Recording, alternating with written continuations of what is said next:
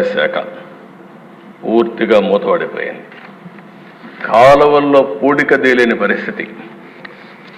అదే మరి ఎక్కడికక్కడ డ్రైన్స్ ఉంటే డ్రైన్స్ కూడా పూడిక తీయకుండా ఎక్కడికక్కడ రాష్ట్రంలో వర్షాలు పడితే పొలాలన్నీ మునిగిపోయే పరిస్థితి వచ్చింది.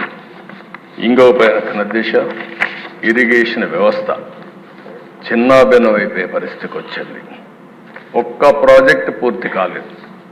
ఇంకో పక్కన చూస్తే ఉండే ప్రాజెక్టుల్లో గేట్స్ కూడా గ్రీస్ పెట్టలేని పరిస్థితి.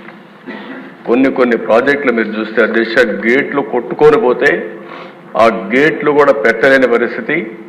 ఆ గేట్లు పెట్టడానికి అయ్యే డబ్బులు కూడా ఇవ్వలేని దుస్థితి. అలాంటి భయంకరమైనటువంటి పాలనలో మనం చూసాం. ఇంకొక పక్కన దేశ ప్రభుత్వ టెర్రరిజంతో పెట్టుబడులు పరారైపోవడం.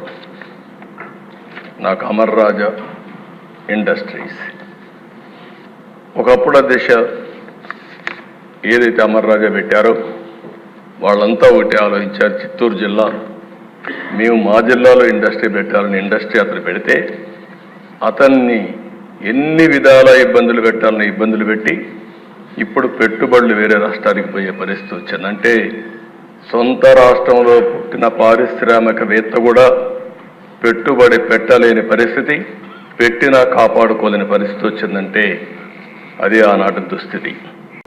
ఇక్కడ ఉండే వాళ్ళల్లో సగం మంది ఎక్కువగా బాధితులు, కొంతమంది తక్కువగా బాధితులు అంతే.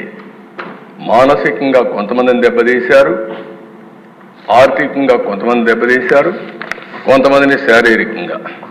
కడాన దిశ మీలాంటి వ్యక్తి పైన అటెంప్ట్ రేప్ కేసు పెట్టించే పరిస్థితికి వచ్చారంటే అది తలుచుకుంటే ఇప్పటికి కూడా జీర్ణించుకోలేకపోతున్నాం.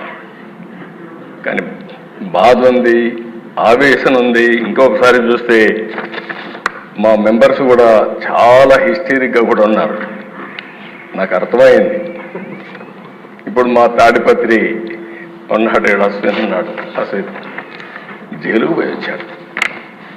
ఇక్కడే అచ్చెన్నాయుడు ఉన్నాడు, జైలుకు పోయి వచ్చాడు. నారాయణ ఉన్నాడు, తిప్పి తిప్పి తిప్పి ఎక్కడికెక్కడికో తీసుకుపోయి అదృష్టం బాగుండా అరెస్ట్ కాకుండా జైలుకు పోకుండా బయట వచ్చాడు. ఇవన్నీ సరే. రఘురామకృష్ణరాజు ఇంకేమవుతాడో తెలియదు. ఆ రోజు రాత్రంతా నిద్ర లేదు.